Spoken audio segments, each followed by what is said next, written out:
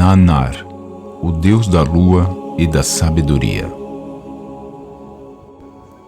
Também conhecido como Nanasuen, Sin, Asimbabar, Namrasit, Inbu, é um dos deuses mais antigos do panteão da Mesopotâmia e é mencionado pela primeira vez no início da escrita da Suméria, por volta de 3500 a.C., e depois continuou a ser adorado até o século III depois de Cristo.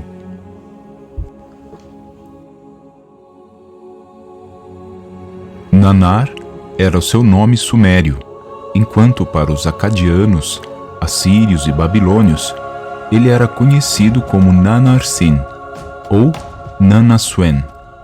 Seu centro de culto era o grande templo Zigurate na cidade suméria de Ur, onde é frequentemente mencionado em hinos e inscrições do período Ur III, 2047 a 1750 a.C., como o deus principal do panteão, com o epíteto Enzu, Senhor de Sabedoria.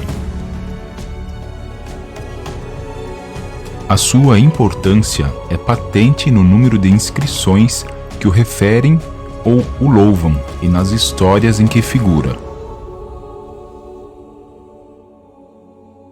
Nanar era filho primogênito de Enlil e Ninlil, depois que Enlil seduziu Sud-Ninlil na margem do rio que regava Baalbek.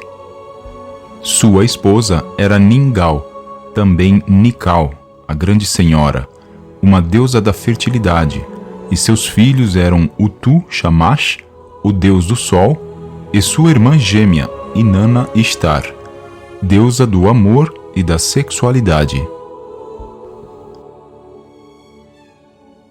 Seus irmãos são Ninurta e Ishkur. Ele era a divindade tutelar da cidade de Ur, mas o seu alcance e importância eram muito maiores do que apenas um deus citadino.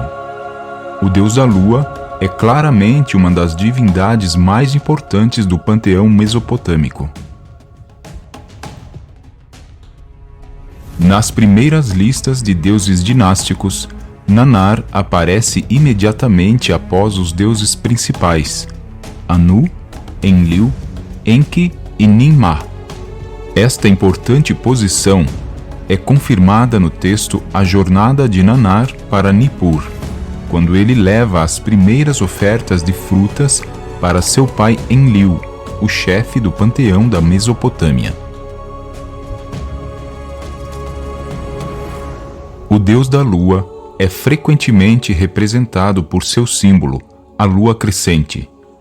Esta iconografia já é conhecida dos primeiros selos dinâmicos e continua ao longo da história da Mesopotâmia e em todo o Antigo Oriente Próximo. A forma crescente teve um impacto sobre os outros símbolos que passaram a ser associados a Nanar, principalmente a associação do deus da lua com o touro, o animal do clã de seu pai, Enlil. Um aspecto interessante dessa árvore genealógica é que a lua, Nanar, é o pai do sol, Utu-Shamash.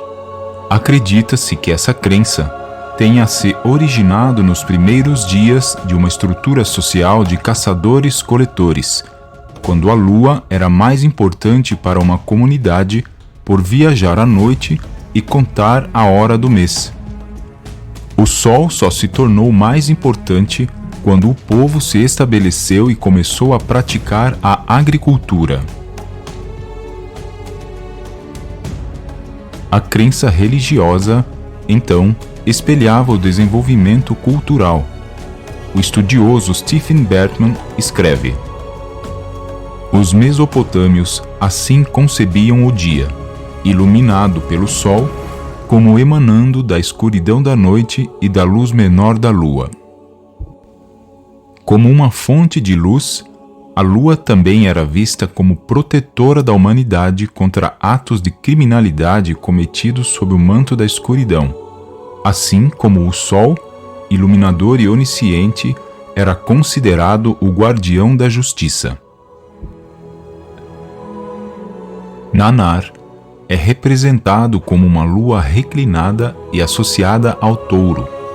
Ele é ainda descrito como um homem sentado com uma longa barba de lápis lazuli, uma lua crescente acima dele, ou montado nas costas de um touro alado. Em muitas inscrições, ele é representado simplesmente pelo número 30, referindo-se ao número de dias em um mês lunar, e a lua crescente era considerada sua barcaça, na qual ele navegava pelo céu noturno. Enquanto deus da lua, Nannar foi conhecido no Egito como Khenshu. Seu centro de culto estava em Ur, embora ele também tivesse um importante templo em Harran, na atual Síria. Nannar é repetidamente visto em textos antigos como um deus que provê e unifica, e alguns dos governantes mesopotâmicos mais bem-sucedidos capitalizaram essa crença. Acreditava-se que os eclipses lunares eram causados em algumas épocas por deuses ou demônios tentando roubar a luz da lua, e Nannar teve que lutar contra eles para restaurar a ordem natural. Stephen Bertman comenta: durante a lua nova, quando a luz de Nannar era visível, dizia-se que o deus estava no submundo, onde julgava os mortos. Em um ponto ou outro ao longo da longa história da Mesopotâmia, Nannar era o rei dos deuses, senhor da sabedoria, guardião do tempo, guardião do futuro, adivinho, detentor de segredos, mas sempre foi visto como o filho dedicado de Enlil e um protetor e guardião da humanidade. Samuel Noah Kramer, o estudioso, escreve: o deus da lua, Nannar, decretou o destino dos mortos. No mundo inferior, eram encontrados heróis comedores de pão e bebedores de cerveja, que saciam a sede dos mortos com água fresca. Aprendemos também que os deuses do mundo inferior podem ser chamados para proferir orações pelos mortos, e que o Deus pessoal do falecido e o Deus de sua cidade foram invocados em seu nome, e que o bem-estar da família do falecido não foi de modo algum esquecido nas orações fúnebres. Isso é um afastamento da visão tradicional da vida após a morte como a terra sem retorno, na qual os mortos foram todos igualados e perderam o interesse do mundo de suas vidas anteriores. Nannar tornou-se a ponte entre os vivos e os mortos por meio de seu julgamento de suas vidas e intervenção por parte de suas famílias. Mesmo assim, como Kramer observa em outro momento, os sumérios, em sua maioria, mantinham a crença de que todos eram iguais no mundo sombrio da vida após a morte, que era apenas um reflexo pobre da existência mortal.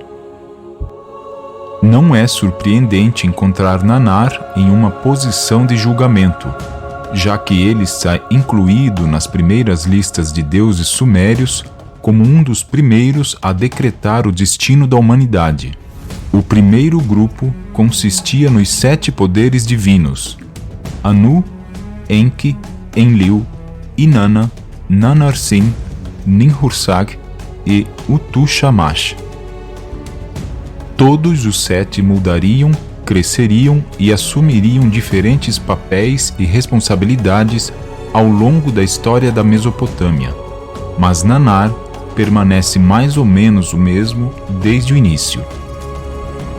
Tal como acontece com muitos deuses da Mesopotâmia, Nannar foi incorporado ao panteão assírio, e quando o Império Neo-Assírio caiu em 612 a.C., um grande número dessas divindades perdeu o favor.